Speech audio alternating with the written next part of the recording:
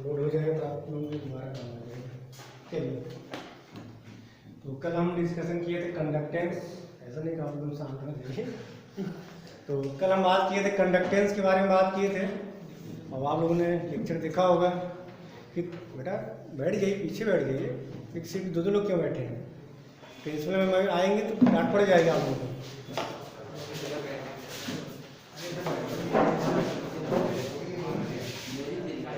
चलिए single single होइए, पीछे जाइए।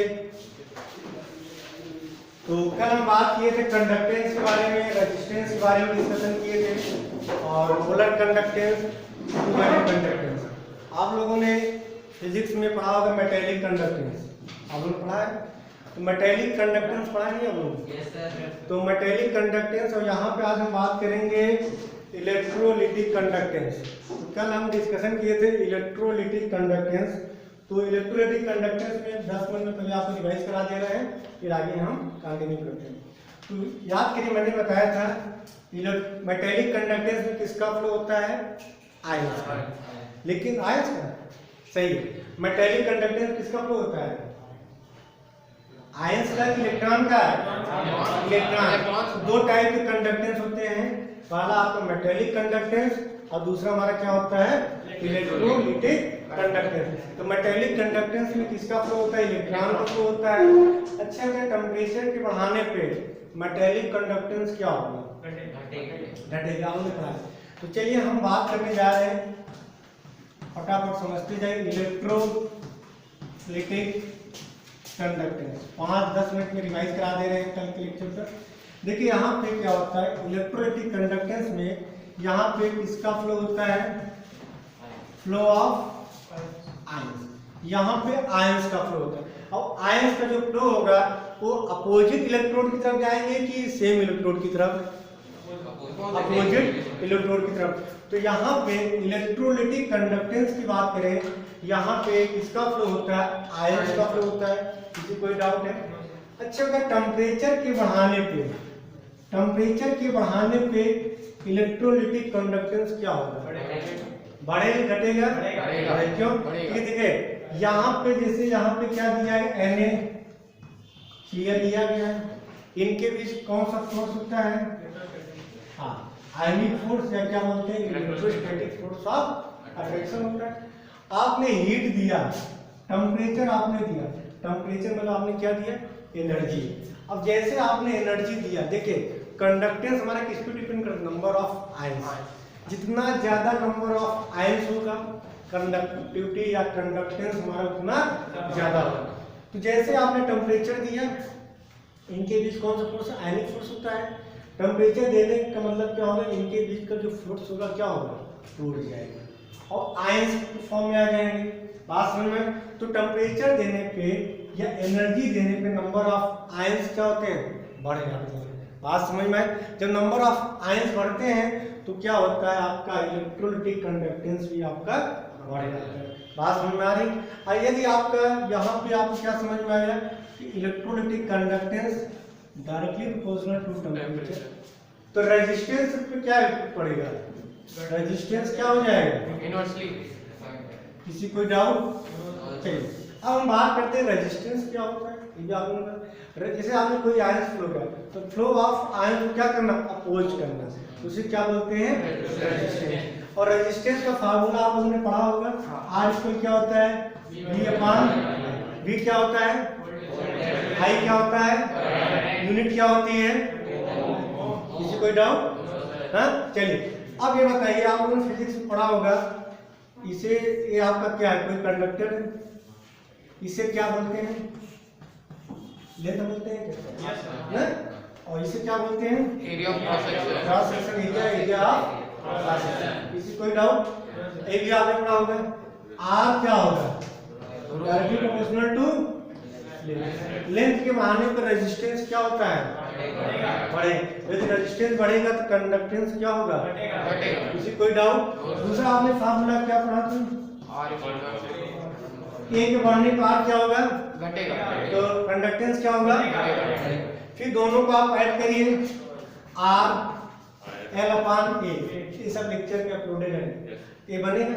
आप इसको हटाएंगे क्या बन जाएगा, आर इक्वल क्या बन जाएगा, रो इंटू एल अपान।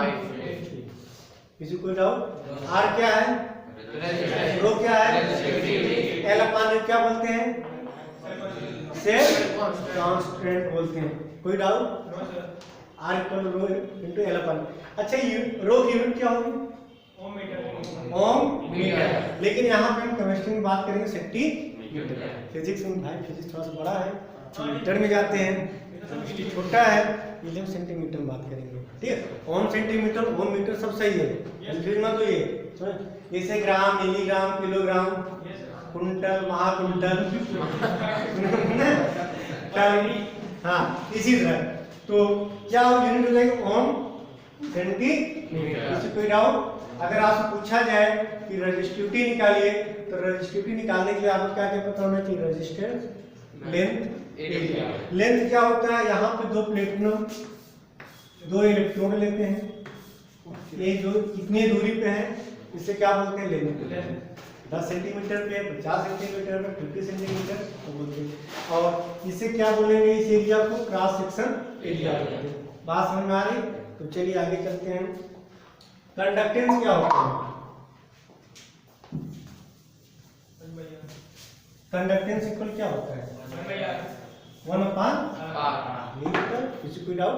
कंडक्टेंस क्या होता है, 1 अपान आर। किसी कोई डाउट है? मींस कंडक्टेंस किससे रिप्रेजेंट करेंगे, जी इक्वल क्या होता है, 1 अपान आर। इसे क्या बोलते हैं, कंडक्टेंस। किसी कोई डाउट है? चलिए। अच्छा स्पेसिफिक कंडक्टेंस या कंडक्टिविटी को किससे रिप्रेजेंट करते हैं, कप्पा, कप्पा बोलते हैं ना। अब कप्पा इक्वल क्या हो जाएगा, 1 अपान रो। जैसे रेजिस्टेंस कंडक्टेंस क्या होता है, 1 अपान आर, तो स्पेसिफिक या कंडक्टिविटी क्या होगा, 1 अपान रो हो जाएगा। बेसिक फ्यूचर ऑफ रेजिस्टिविटी पढ़े होंगे ना। यहाँ क्या लिखेंगे, 1 अपान। किसी कोई डाउट है? कोई डाउट है? यहाँ पे आपने एक फार्मूला पढ़ा, आर इक्वल क्या पढ़ा, रो एल अपान ए।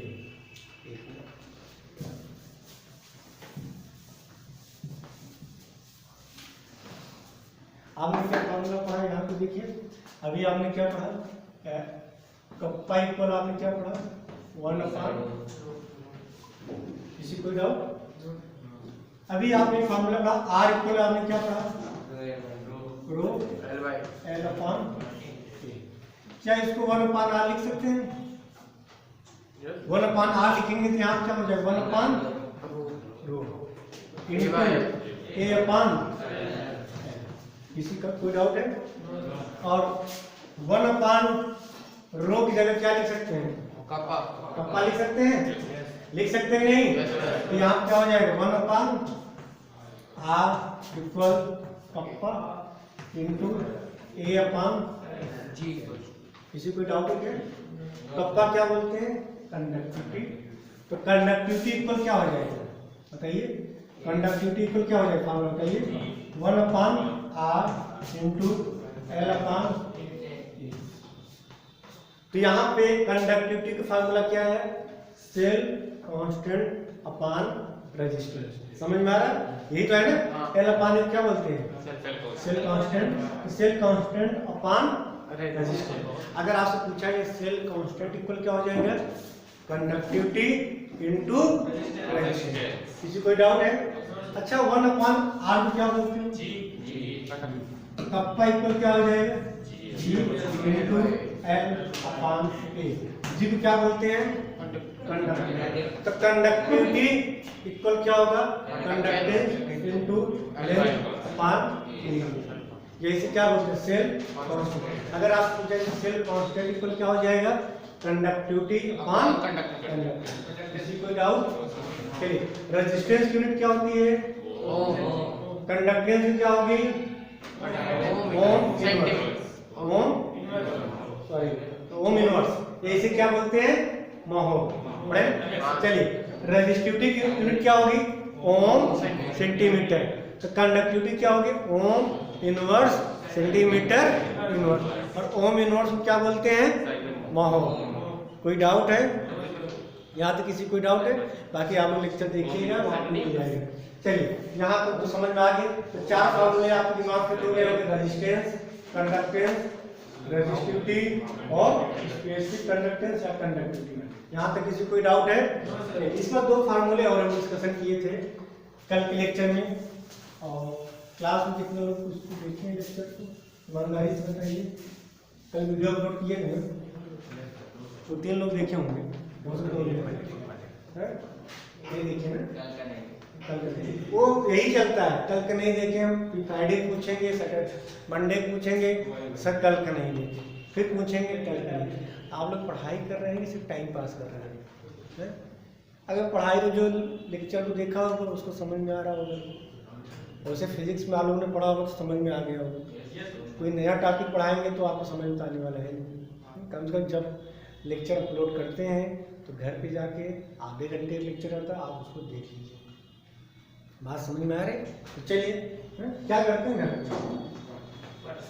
पढ़ाते तो नहीं हो, शक्ल से नहीं लग रहा। चलिए इसके बाद हम बात करते हैं इक्विवेलेंट कंडक्टिविटी और मोलर कंडक्टिविटी। यहाँ पे भी मैंने डिस्कशन किया था। तो इक्विवेलेंट कंडक्टिविटी इसे आप क्या बोलते हैं? लेकिन यहाँ पे केमिस्ट्री में लड़का कैसे इसे क्या बोलेंगे? इक्विवेलेंट। तो इक्विवेलेंट कंडक्टिविटी पर क्या होता है? Specific conductance into thousand upon normal. Equivalent conductance में क्या लेते हैं? नॉर्मलिटी। यूनिट क्या होगी? Ohm inverse centimetre square equivalent inverse. Means की इसकी यूनिट क्या होगी? Ohm inverse centimetre square equivalent inverse. दूसरा हम बात करेंगे मोलर कंडक्टिविटी, इसको रिप्रेजेंट करेंगे लैम्डा एन। फार्मूला क्या होगा? Specific conductance into thousand upon N. किसी कोई डाउट है? कोई डाउट है? नहीं है? समझ में आ रहा है? ठीक है। अब यहाँ पे इसकी यूनिट क्या होगी? Ohm inverse centimetre square mole. अब देखिए डिफरेंस क्या है? ओम इनवर्स सेंटीमीटर स्क्वायर, ओम इनवर्स सेंटीमीटर। यहाँ पे इक्विवेलेंट है, क्या बोलेंगे? Equivalent inverse. यहाँ पे क्या है? Mole inverse. मोलर कंडक्टिविटी में आपको क्या पता होना चाहिए? जो इलेक्ट्रोलाइट लिया है कितने मोलर के लिया गया है। बस यहाँ पे क्या पता होना चाहिए? नॉर्मलिटी। बात समझ में आ रही? तो चलिए के मतलब हमारा क्या होता है? ये हमारा कप्पा। कप्पा मतलब क्या होता है? कंडक्टिविटी। तो कंडक्टिविटी कैसे निकालते हैं? सेल कांस्टेंट अपॉन रेजिस्टेंस या कंडक्टेंस इनटू सेल कांस्टेंट। अगर आपसे इक्विवेलेंट कंडक्टेंस दिया है, देखिए आप पेपर में के की वैल्यू नहीं दी रहेगी। पेपर में क्या दिया रहेगा कि 2 इलेक्ट्रोड है एक दूसरे कितनी दूरी पे 5, 10, 15 सेंटीमीटर और क्रॉस सेक्शन एरिया ये दिया गया है और उसका रेजिस्टेंस ये दिया है कि इतने नॉर्मल का सॉल्यूशन है। बात समझ में? आप पूछ लेंगे इक्विवेलेंट कंडक्टेंस। तो एक कप्पा कैसे निकाल लेंगे? Length upon area upon resistance means cell constant upon resistance. बात समझ में आ रही? तो कैसे आप एग्जाम न्यूमेरिकल्स पूछे जाते हैं, हम थोड़ा सा इस पर डिस्कशन कर लेते हैं। अच्छा ये बताइए, यदि पेपर में कभी कभार क्या होता है कि आपका ये हमारा क्या क्रॉस सेक्शन एरिया और एक पर क्या होता है? पाई आर मतलब क्या होता है? अगर रेडियस दिया गया तो कोई बात नहीं, ये डायमीटर में दिया गया तो रेडियस कैसे निकालते हैं? क्या करेंगे? हाँ जैसे 1 सेंटीमीटर डायमीटर बोला गया, अब क्रॉस सेक्शन एरिया लेंगे तो क्या हो जाएगा? पाई वैल्यू 3.14, आर की वैल्यू क्या हो जाएगी? 1/2 का स्क्वायर, यहाँ से क्या निकाल लेंगे? Cross section area. बात समझ में आ रही है? इस पे कुछ न्यूमेरिकल्स करा देते हैं, तो चलिए नोट करिए।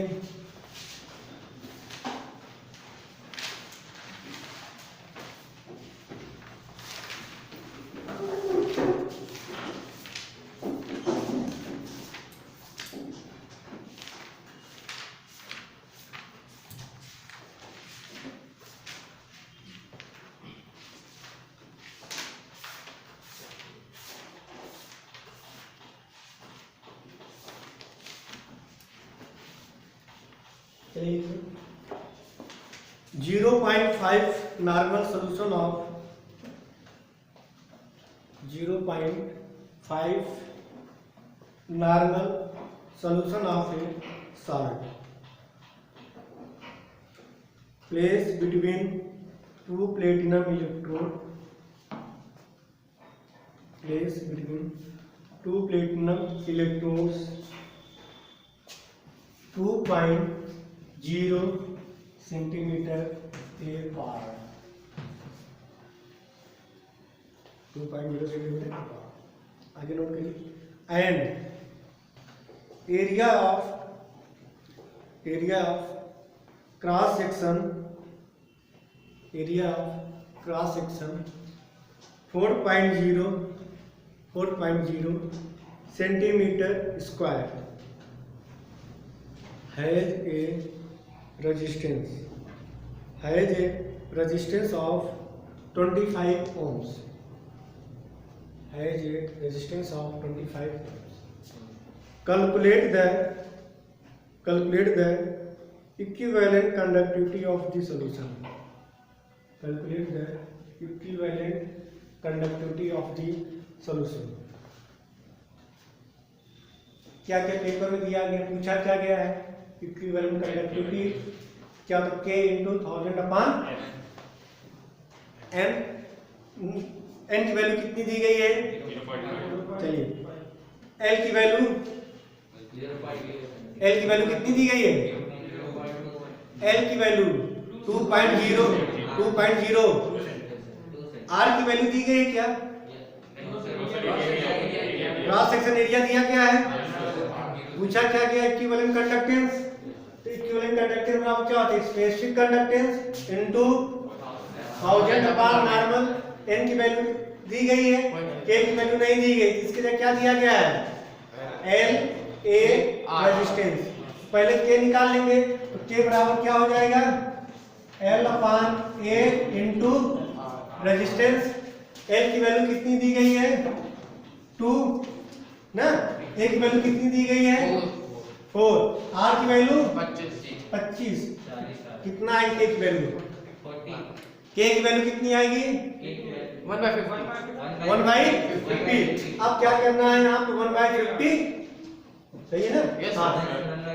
1/50 इंटू 0.5 इंटू आंसर आ जाए. कितना आएगा आंसर? 40. यूनिट क्या होगी? सेंटीमीटर स्क्वायर इक्विवेलेंट है. सही है. कोई डाउट? No sir. चलिए अगला नोट करिए.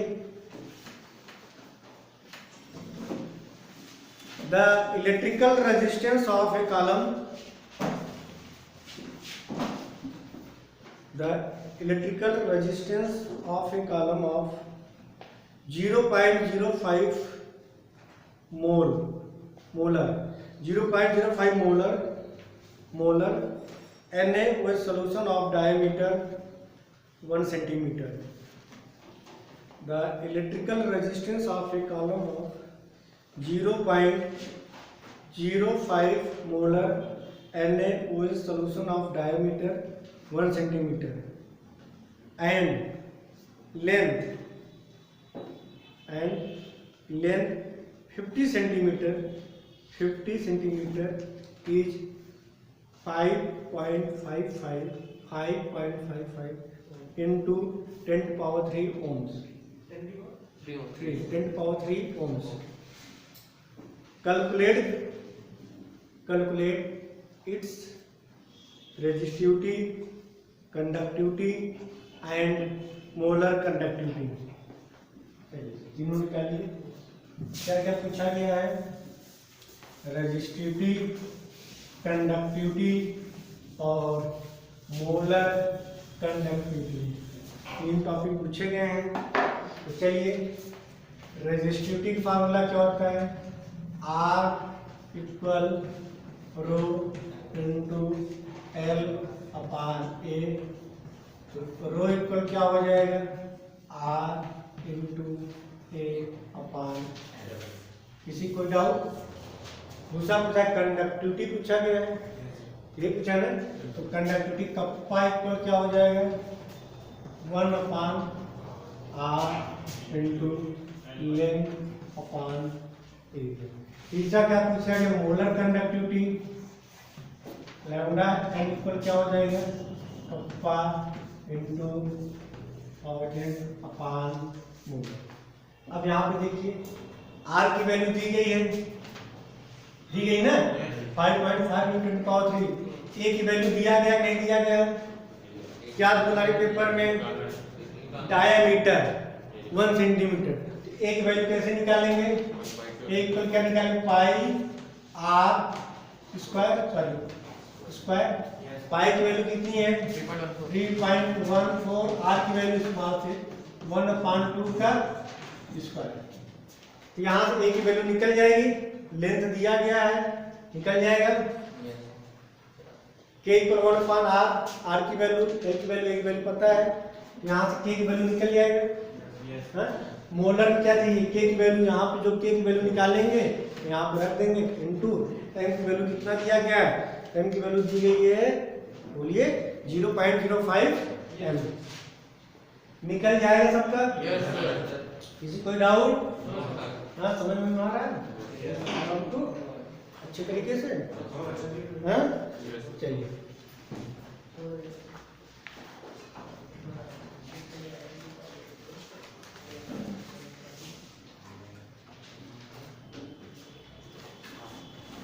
अब चलिए अगली हेडिंग डालिए, variation of conductivity and molar conductivity. थोड़ा सा इसको अच्छे से समझ लीजिएगा, यहाँ पे variation of conductivity and molar conductivity. चलिए थोड़ा सा पहले कुछ बेसिक टॉपिक पे 2 मिनट डिस्कशन करते हैं, फिर हम बात, आपके सिलेबस में 2 ही पूछा जाता है, conductivity and molar conductivity. Conductivity क्या बोलते हैं आप लोग, स्पेसिफिक कंडक्टेंस या क्या बोलते हैं अप्पा। तो ये सब जानने के पहले थोड़ा सा हम बात कर लेते हैं कंडक्टेंस के बारे में। तो कंडक्टेंस किस पे डिपेंड करता है, फ्लो ऑफ आयन। आयन जितना ज़्यादा होंगे कंडक्टेंस हमारा उतना ज़्यादा होगा। तो पहला पॉइंट अगर आपसे कहा जाए कि टेम्परेचर के बढ़ाने पे कंडक्टेंस क्या होगा, बढ़ेगा। आज समझ में आ रही, डाइल्यूशन कोई आपका है, आप उसको डाइल्यूट कर रहे हैं, तो डाइल्यूशन होने पे कंडक्टेंस क्या होगा, घटेगा। कंडक्टेंस की बात करें, डाइल्यूट कर रहे हैं, बढ़ेगा भाई डाइल्यूट करेंगे ना, एक पॉइंट सुनना भाई, डाइल्यूट करेंगे ना, जैसे आप समझना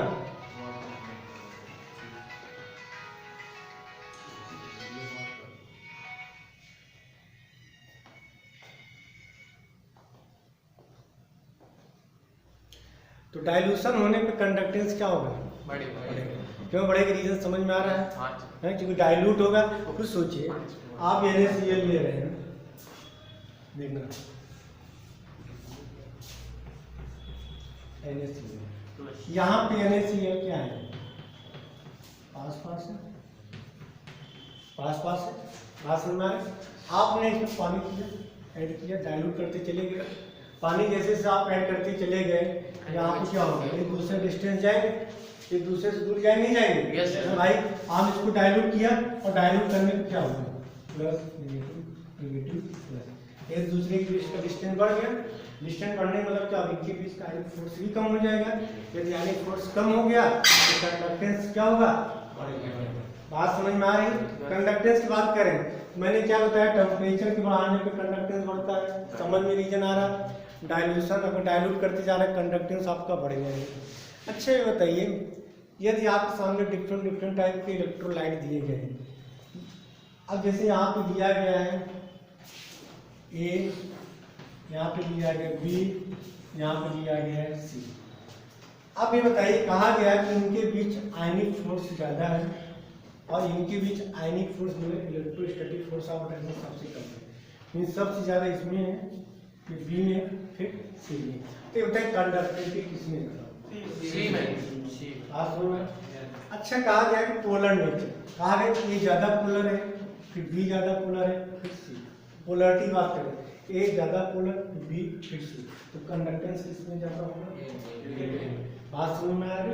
ये था बेसिक पॉइंट। लेकिन हम बात करने जा रहे हैं variation of conductivity and molar conductivity.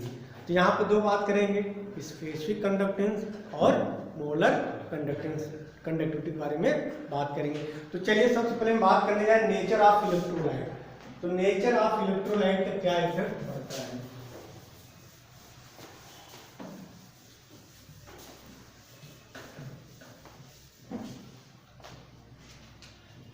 देखिए बात करने जाए nature of electrolyte. Nature of electrolytes.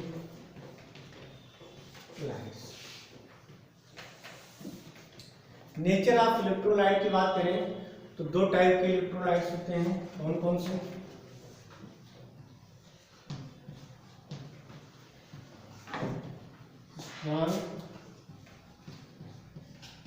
Electrolyte और दूसरा हमारा कौन सा होता है, वीक इलेक्ट्रोलाइट। देखिए स्ट्रॉन्ग इलेक्ट्रोलाइट्स होते हैं जो 100% क्या हो जाए, डिसोसिएट हो जाए इन एक्वस मीडियम। तो देखिए स्ट्रॉन्ग इलेक्ट्रोलाइट मतलब क्या होता है, जो 100% क्या हो जाए, डिसोसिएट हो जाए। तो ऐसे इलेक्ट्रोलाइट क्या बोलते हैं, strong electrolyte. Means 100% dissociate in aqueous medium, means 100% dissociate in aqueous medium. तो ऐसे इलेक्ट्रोलाइट क्या बोलते हैं, स्ट्रॉन्ग इलेक्ट्रोलाइट। मींस इस केस में डिग्री ऑफ डिसोसिएशन हमेशा क्या होगी, 1 होगी। बात समझ में आ रही। अगर आपसे पूछा जाए स्ट्रॉन्ग इलेक्ट्रोलाइट की बात करें तो वहां पे डिग्री ऑफ डिसोसिएशन क्या होगा, 1 होगा। लेकिन पॉइंट कौन कौन से इलेक्ट्रोलाइट हमारे स्ट्रॉन्ग इलेक्ट्रोलाइट होते हैं, जो आपके स्ट्रॉन्ग एसिड होते हैं, स्ट्रॉन्ग बेस होते हैं, या स्ट्रॉन्ग एसिड और स्ट्रॉन्ग बेस की कॉम्बिनेशन से जो साल्ट बनता है वो हमारे क्या होते हैं, स्ट्रॉन्ग इलेक्ट्रोलाइट। जैसे अगर आपसे कहा जाए NaCl कैसा इलेक्ट्रोलाइट होगा, क्योंकि Na प्लस HCl होता है। HCl क्या होगा, स्ट्रॉन्ग एसिड होता है। सल्फ्यूरिक एसिड क्या होगा, कोई डाउट है, HCl हो गया, KCl हो गया। KOH हमारा कैसा इलेक्ट्रोलाइट होगा, बात समझ में। तो यहाँ तो किसी कोई डाउट है। तो जो स्ट्रॉन्ग इलेक्ट्रोलाइट होते हैं वो 100% डिसोसिएट हो जा रहे हैं, मींस सारे आयंस में टूट जा रहे हैं। तो उस केस में इनकी कंडक्टिविटी और मोलर कंडक्टिविटी क्या होगी, हाई होगी कि लो होगी। स्ट्रॉन्ग इलेक्ट्रोलाइट की स्ट्रॉन्ग इलेक्ट्रोलाइट की कंडक्टिविटी या मोलर कंडक्टिविटी जब हाई होगा कि लो होगा, हाई। क्यों, क्योंकि 100% क्या हो रहे हैं, डिसोसिएट हो जा रहे हैं। इसमें हाई में। बात समझ में आ रही। तो नोट कर लीजिए, strong electrolyte 100% dissociate in aqueous medium at all concentration and इनकी हाई वैल्यू क्या होगी, high value conductivity and molar conductivity. Means conductivity और मोलर कंडक्टिविटी वैल्यू क्या होगी, हाई होगी। बात समझ में आ रही।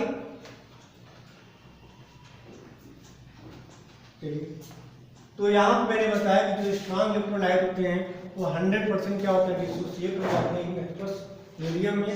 इस वजह से इनकी कंडक्टिविटी की बात करें या मोलर कंडक्टिविटी की वैल्यू की बात करिए तो हमेशा क्या होगा, हाई।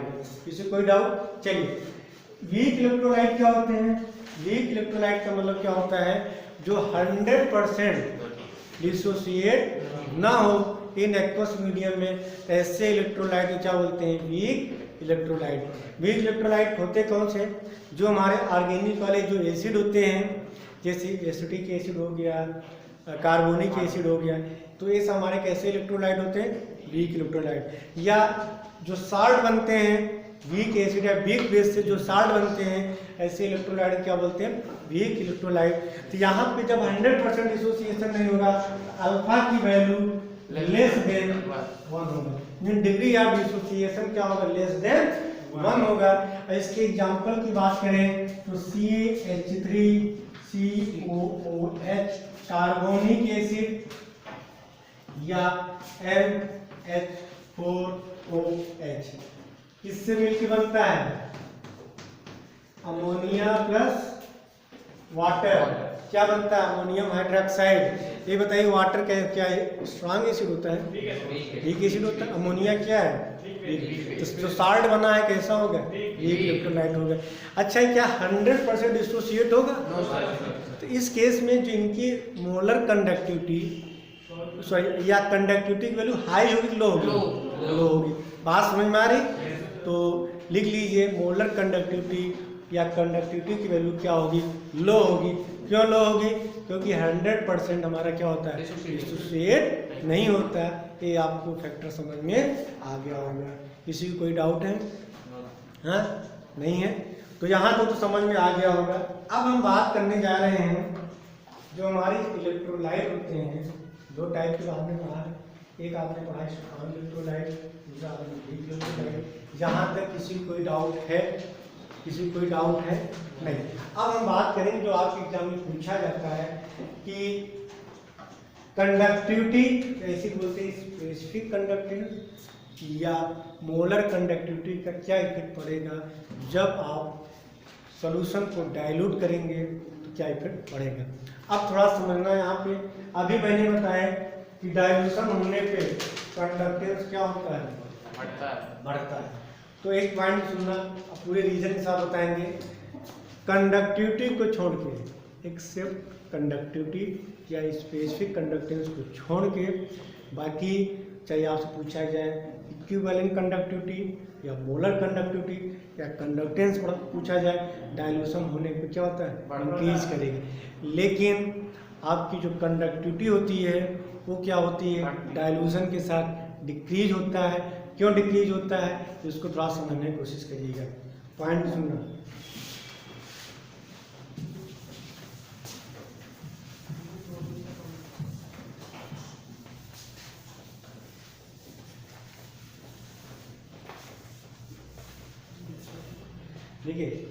देखिए यहाँ पे थोड़ा देखिएगा। कंडक्टिविटी जो होती है, कंडक्टिविटी में क्या होता है कि जैसे जैसे आप सॉल्यूशन को डाइल्यूट करते जाएंगे, इलेक्ट्रोलाइट को डाइल्यूट करते जाएंगे, कंडक्टिविटी हमारी क्या होती है, डिक्रीज होती है। ऐसा क्यों होता है? क्योंकि यहाँ पे कंडक्टिविटी में पॉइंट सुनना, एक ही पॉइंट सुनेंगे आपको समझ में आ जाए। कंडक्टिविटी में क्या होता है, देखिए हमारा जो कंडक्टेंस कंडक्टिविटी जो भी ईटीसी होते हैं वो किसको डिपेंड करते हैं, number of ions. Number of ions जितना ज़्यादा होंगे फ्लो ऑफ आयंस उतना ज़्यादा होगा। मीन्स कंडक्टेंस की बात करें, कंडक्टिविटी की बात करें बढ़े। जैसे अगर हम बात करें 3 व्हीकल लिए गए हैं यहाँ, ये आपका ए है, ये आपका बी है, ये आपका सी है, ए है, बी है, सी। इसमें कितने आयंस है, 10 आयंस। इसमें कितने आयंस है, 20 आयंस। इसमें कितने आयंस है, 30 आयंस। तो नंबर ऑफ आयंस किसमें ज़्यादा है, तो कंडक्टेंस की बात करें या फ्लो ऑफ आयंस, कंडक्टिविटी किसी की बात करें तो सबसे ज़्यादा किसमें होगा, क्योंकि नंबर ऑफ आयंस इसमें क्या है, ज़्यादा। मेरी बात समझ में आ रही नहीं आ रही, किसी कोई डाउट है? नहीं, यहाँ तो समझ में आ रहा। तो देखिए जब भी कंडक्टिविटी की बात करते हैं यहाँ पे per unit volume, per unit volume में कितने आयंस है उस पर डिपेंड करता है। अब ये सब बताएं, मतलब पर यूनिट, मतलब या 1 सेंटीमीटर क्यूब की बात करें या पर यूनिट वॉल्यूम में जितना आयंस होगा उस पर हमारा डिपेंड करता है conductivity. Point means per unit volume पे हमारा डिपेंड करता है कंडक्टिविटी। अब समझना, ये आपका लिया गया टैंक लिया गया, कुछ भी बीकर लिया गया। अब ये कहा गया ये बीकर है और इस बीकर की वॉल्यूम की बात करें, पॉइंट सुनना, ये आपका है 1 सेंटीमीटर क्यूब, मतलब पर यूनिट वॉल्यूम कितना है, 1 सेंटीमीटर क्यूब। अब इसमें कहा गया इसमें कितने आयंस है, 50 आयंस है। पॉइंट को सुनना बच्चों, मतलब पर यूनिट वॉल्यूम या 1 सेंटीमीटर क्यूब में नंबर ऑफ आयंस कितने हैं, 50 आयंस। किसी कोई डाउट है? अब आपने क्या किया, आपने इसको डाइल्यूट किया और डाइल्यूट करते करते, पॉइंट को सुनना, आप इसको डाइल्यूट किया और डाइल्यूट करते करते वॉल्यूम कितना हो गया 5 सेंटीमीटर क्यूब। 5 सेंटीमीटर क्यूब क्यों? जब आप इसमें पानी आपने ऐड किया तो कितना हो गया 5 सेंटीमीटर क्यूब। अब यहाँ पे आप देखिए 1 सेंटीमीटर क्यूब कितने आयंस हैं 50 आयंस। अब 5 सेंटीमीटर क्यूब कितने आयंस होंगे 50 आयंस। ऐसा नहीं कि आपने इसको डाइल्यूट किया तो आयंस बढ़ जाएंगे, आयंस तो आपके सेम रहेंगे। बात समझ में आ रही है? तो 1 सेंटीमीटर क्यूब कितने आयंस है 50 आयंस और 5 सेंटीमीटर क्यूब कितने आयंस होंगे 50 आयंस। कोई डाउट नीरज तो नहीं आ रही है? आ रही ना। चलिए अब देखिए पर यूनिट वॉल्यूम की बात करें, पर यूनिट वॉल्यूम या 1 सेंटीमीटर क्यूब कितने आयंस आएंगे। देखिए 1 सेंटीमीटर में कितने आयंस है 50 आयंस है। आपने डाइल्यूट किया 5 सेंटीमीटर क्यूब ले लिया तो पर यूनिट वॉल्यूम कितने आयंस आएंगे 10 आयंस। देखिए कितने आयंस आ गए 10 आयंस। तो पर यूनिट वॉल्यूम में जब आपने सॉल्यूशन को डाइल्यूट किया तो नंबर ऑफ आयंस कम हुए कि नहीं कम हुए? कम हो गए। मींस कंडक्टिविटी क्या होती है डिक्रीज होती है। तो कंडक्टिविटी हमारी किस पे डिपेंड करता है पर यूनिट वॉल्यूम में कितने आयंस प्रेजेंट है। बात समझ में आ रही? तो यहाँ पे देखिए जो आपने फैक्टर लगाया था वहाँ पे फैक्टर नहीं लगे। बाकी केस में पर यूनिट वॉल्यूम नहीं लेंगे। आपने डाइल्यूट किया तो आयंस दूर हो गए, अट्रैक्शन कम हो गया तो आयंस का फ्लो ज्यादा हो जाएगा। बस लेकिन यहाँ पर यूनिट क्योंकि यहाँ 50 है, देखिए यहाँ 50 आयंस होंगे, यहाँ 50 आयंस होंगे, यहाँ पे दूर दूर है, यहाँ पास। लेकिन सॉरी कंडक्टिविटी में क्या चेक करते पर यूनिट वॉल्यूम में कितने आयंस। जब आपने सॉल्यूशन को डाइल्यूट किया नंबर ऑफ आयंस क्या हो गए कम हो गए। कितने कम हो गए 10 आयंस। मतलब कंडक्टिविटी क्या होती है घट जाती है। बात समझ में आ रही है? इसी पे लेकिन मोलर कंडक्टिविटी में पर यूनिट वॉल्यूम नहीं लेते हैं, वहां पे देखते हैं कि कितना डाइल्यूट है। क्योंकि डाइल्यूशन के बढ़ने पे क्या होगा इनके बीच के जो फोर्स ऑफ अट्रैक्शन होता है वो क्या होता है वीक हो जाता है। बात समझ में आ रही है? तो नोट करिए आगे आप लोग। कंडक्टिविटी लिखा दिया आप लोगों को। Conductivity always decreases with the decrease in the concentration of conductivity always decreases with the decrease in the concentration of weak as well as strong electrolytes। Meaning समझ में आ रहा है? हाँ कोई डाउट नहीं है? आर कर लीजिए। We can say that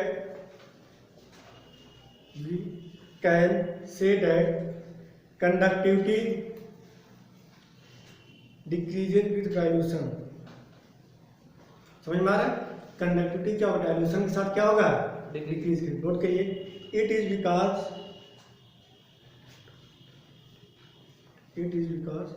ions per unit volume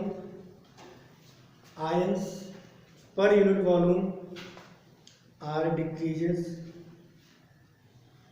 but lambda increases with dilution।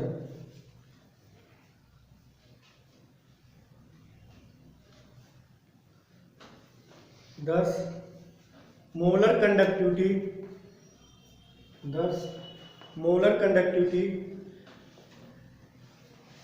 decreases with the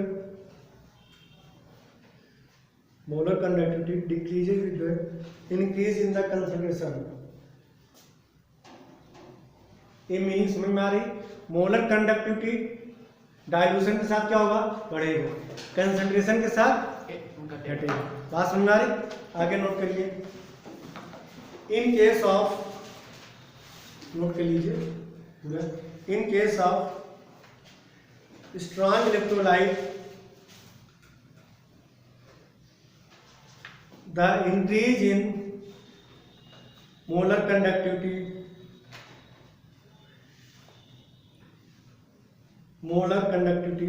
with dilution is due to the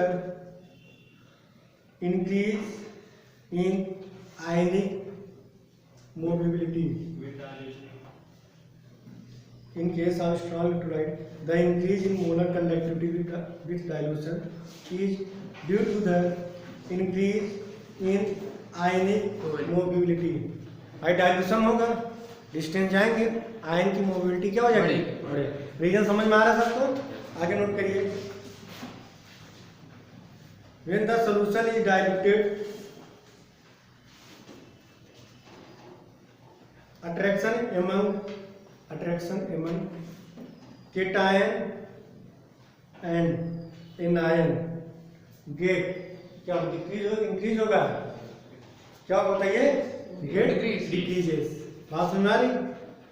and therefore mobility of ions and molar conductivity increases. Get decreases हो गया, and therefore mobility of ions and molar conductivity increases. समझ में आ रही? किसी कोई doubt है? आपने solution को डाइल्यूट किया तो क्या होंगे, रुक जाएंगे, आयन की मोबिलिटी बढ़ गई। क्यों बढ़ गई? क्योंकि केटायन आयन को इसका जो अट्रैक्शन हो गया, क्या हो गया, स्ट्रॉन्ग इलेक्ट्रोलाइट के रेज में। आगे नोट करिए।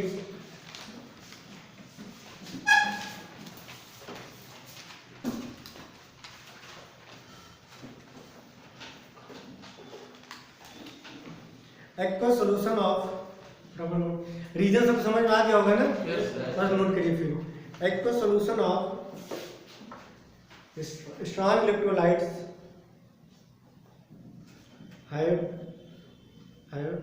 High value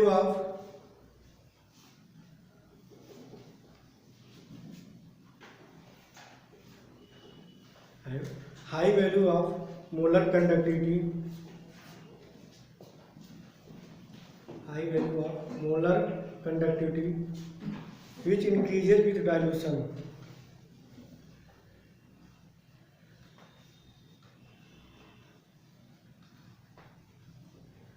On dilution, the ions becomes far apart from each other.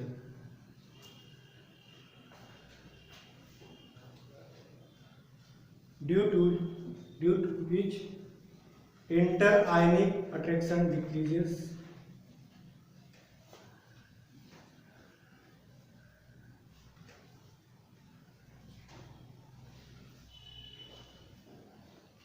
And this results increase in molar conductivity.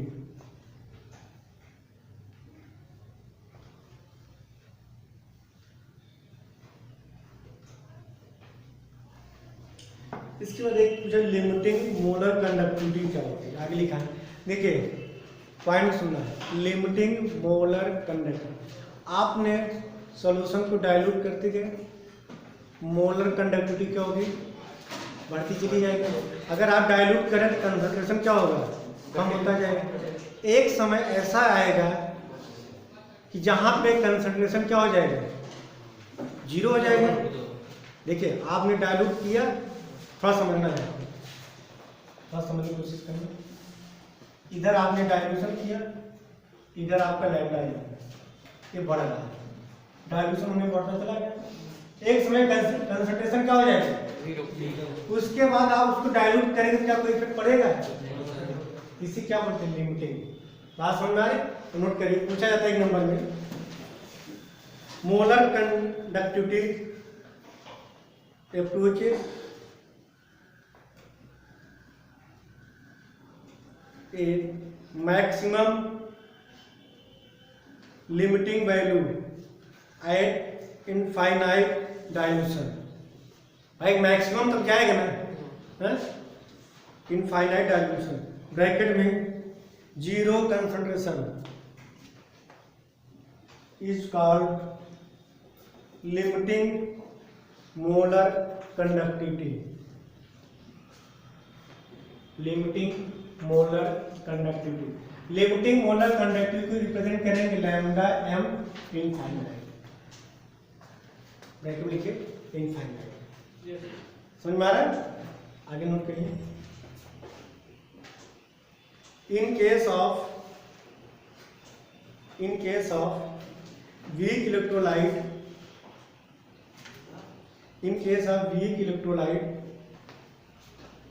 the increase in molar conductivity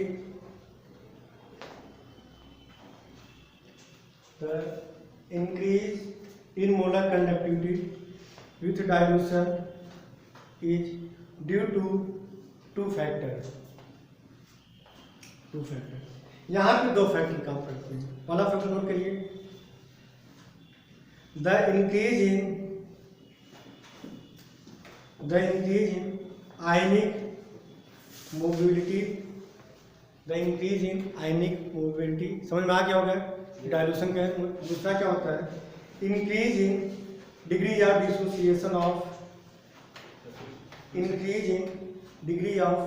dissociation of weak electrolytes. हाँ देखिए, जो strong electrolyte होते हैं उनका degree of dissociation क्या होगा, fix होगा, 1 होगा। 1 से कभी ज़्यादा हो नहीं सकता।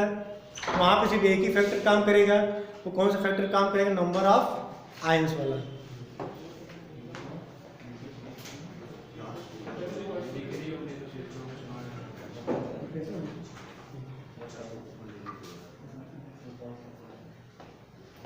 तो यहाँ पे देख रहे हैं कि जो स्ट्रॉन्ग इलेक्ट्रोलाइट्स होते हैं वो पूरी तरह से क्या होते हैं, डिसोसिएट हो जाते हैं। तो वहाँ डिग्री ऑफ डिसोसिएशन तो नहीं होगा, 1 से ज़्यादा हो नहीं सकता। लेकिन जो वीक इलेक्ट्रोलाइट होते हैं उनका डिग्री ऑफ डिसोसिएशन क्या होता है, लेस देन 1 होता है। तो जैसे जैसे आप डाइल्यूट करते जाएंगे तो आयनिक मोबिलिटी तो बढ़ेगा ही, साथ में ये दूसरा फैक्टर क्या बढ़ेगा, डिग्री ऑफ डिसोसिएशन भी बढ़ जाता है। बात समझ में आ रही? आगे नोट करिए, बस 2 लाइन है। Weak electrolyte shows that the SHOWS that the problem जल्दी लिखिए, increase in molar conductivity with dilution is large for weak electrolytes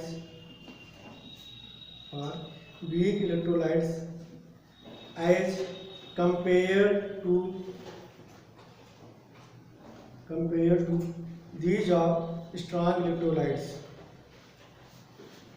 देखिए यहाँ पे बात करते हैं तो जो वीक इलेक्ट्रोलाइट्स होते हैं उनकी कंडक्टिविटी तेजी से बढ़ता है, किससे कंपेरिजन में, स्ट्रॉन्ग इलेक्ट्रोलाइट। आगे नोट करिए,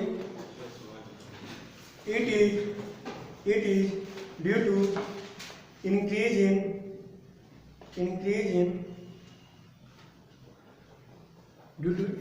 in degree of dissociation for weak electrolytes।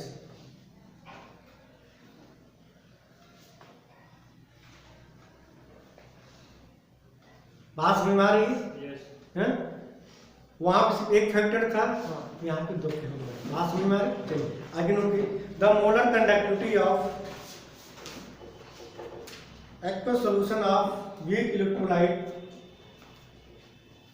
does not reach a limiting value। does not क्या हाँ रिपीट कर दो। हाँ, the molar conductivity of aqueous solution of weak electrolytes does not reach a limiting value। बात समझ में आ रही? क्योंकि ये 100% डिसोसिएट होगा नहीं। बात समझ में आ रही है? आज के लेक्चर इतना ही, कल आगे हम बात करेंगे क्लोरल्स लॉ के बारे में।